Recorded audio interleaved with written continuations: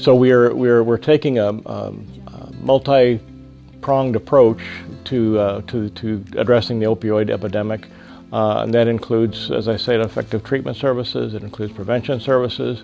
It includes overdose reversal products like Naloxone, which we hope that you will learn to use, and that you may at some point have an opportunity to save someone's life by using it. Hi, my name is Bobby McCormick, and on June 1st, 2016, I overdosed on heroin.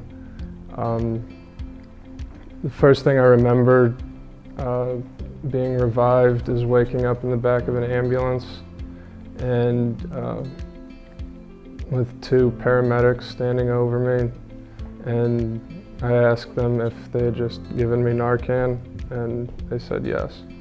Hi, my name is Kathy Arbini, and I lost my son Kevin November 2009 to a heroin overdose. 2009 seems pretty long ago. It was 8 years ago. Education-wise, it was millenniums ago.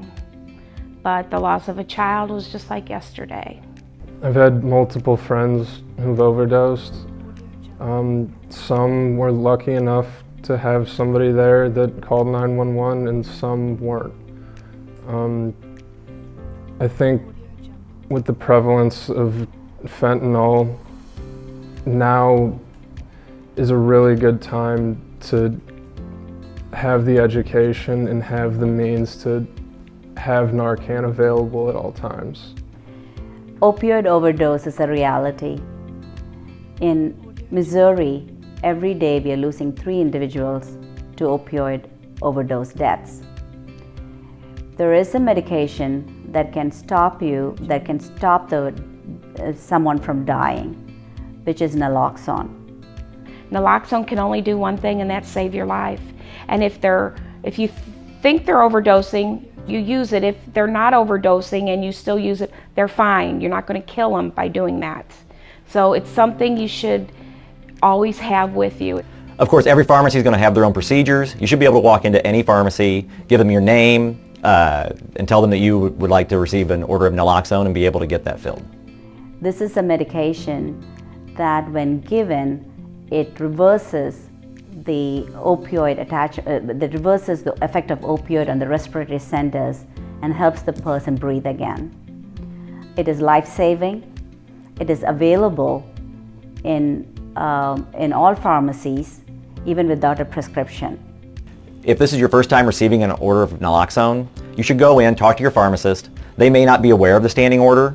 You can go to the Board of Pharmacy's website, you can look at it together, discuss how to best get it in your hands. You can bill it to your insurance if you'd like. You can just pay cash for it and leave the store that day with Naloxone in your hands. So how does the Narcan work? So those opiates enter the receptors in the brain. They signal to the lungs to slow down or stop, and those opiates are lodged in those receptors. When Narcan passes the blood-brain barrier, what happens is those receptors want Narcan more than anything that's in there right now. So it will kick out the heroin, the oxycodone, the fentanyl, and then the Narcan will take its place. Now the Narcan just sits in the receptors and doesn't do anything. However, we no longer have any heroin or opiates in those receptors. We no longer have a signal to the lungs to slow down, and the person typically resumes breathing within about 30 seconds to 2 minutes.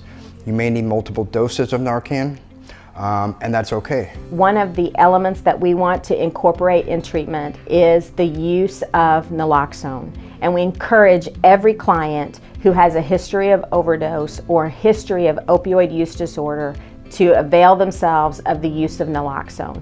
I've been around where several people using have went out. It was 8 people, I believe, they dropped dead, and it was nothing we could do for them. We tried everything, and Narcan was something we had never heard of, and we didn't want to call 911 because of the harassment, and I was a user and didn't want to be caught, with drugs on me. But Narcan would have been played a major role in their lives. I do know that they would be alive today. Had Narcan been available to us as just users the way it is now, I think a lot more of my friends would have lived, and maybe they would have found recovery as well. Naloxone can be used to reverse an opioid overdose of any form of opioid, whether it's injectable or prescription medications. But I lost a lot of friends drinking and then doing heroin and dying, overdosing. And the funerals, they are heart-wrenching. I think the most heart-wrenching sound is the mothers wailing for their kids. Naloxone is absolutely not enabling. Drug users are going to use drugs. That's a fact. Naloxone just enables possibly for them to live long enough that they can find recovery and have a good life. Somebody who is afraid to administer Narcan, I would say it's not going to hurt anybody that isn't already overdosing. It's not something like an actual opioid that's going to make somebody overdose. It's only going to reverse an overdose.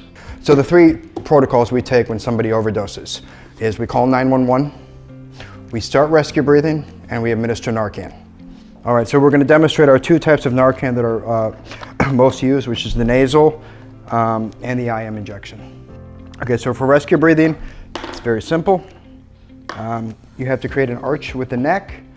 You can do that by putting your hand on the forehead or by lifting the neck with your fingers. You have to create this arch or you could suffocate them. It doesn't have to be an extreme arch as this guy, but you just have to know that you're doing it. So you do that, you pinch the nose, and it's one breath every 7 seconds.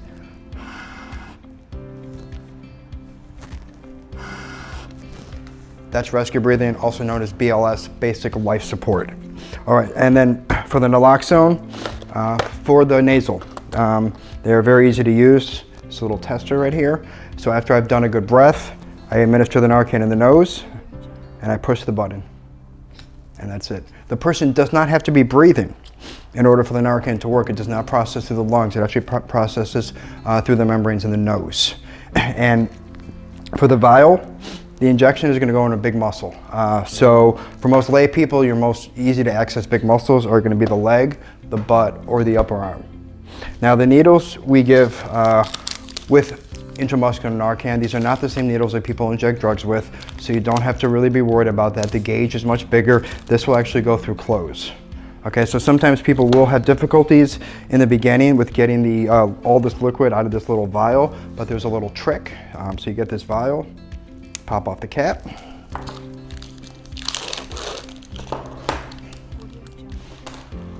Okay, so what you do is you're going to pull the plunger down all the way.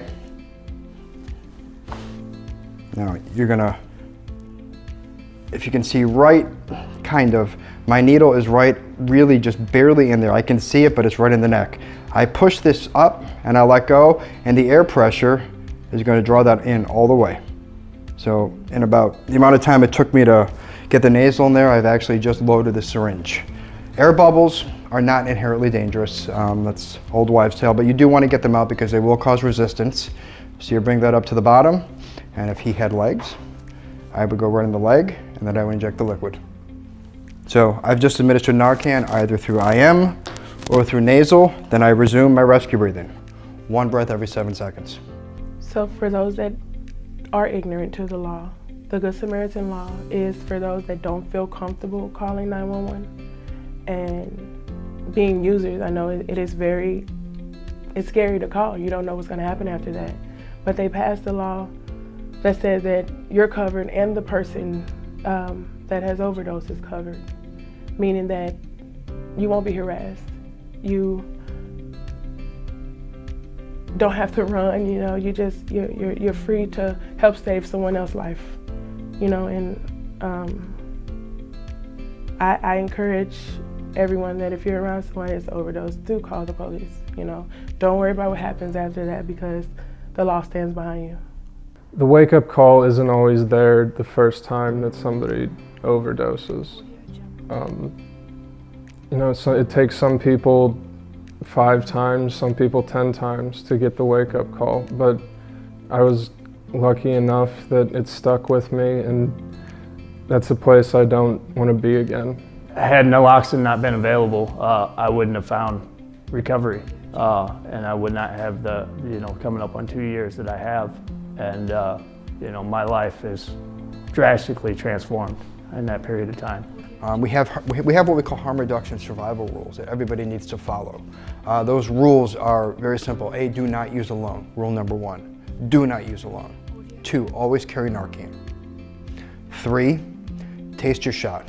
What that means in slang terms is you can do a little bit now, and then you can do more later. Purity is changing constantly, even from the same batch. One capsule, one bag could have a different concentration than another bag. Okay, and the 4th one is, since we're following rule 1 and we are not using alone, stagger your use by about a half an hour between individuals. I know it sounds difficult because that rush to use is very powerful, but we've all seen the stories in the newspaper about 2 people died from apparent overdose, 2 bodies found. What happened? They didn't follow rule 4. They used it at the same time and they both overdosed at the same time and they couldn't save each other's life. If you're in a situation where you have to use alone, and it happens, there's other things we can do. First thing you can do is create a buddy system. You text somebody and say, I'm about to use, if I don't shoot you a text every 10 minutes for the next hour, call 911 to my location. Second one is use in a public place, public bathroom, where the stalls have the bottom cut out, where if you fall down, somebody will find you. The last thing you ever want to do is lock yourself in a bathroom at some gas station who doesn't check the bathroom once every 12 hours. We are losing way too many people because they're not following those simple rules. So please, from here on out, we hope everybody finds recovery. However, if you decide to pick up again, follow these rules and you will survive long enough to get back into recovery.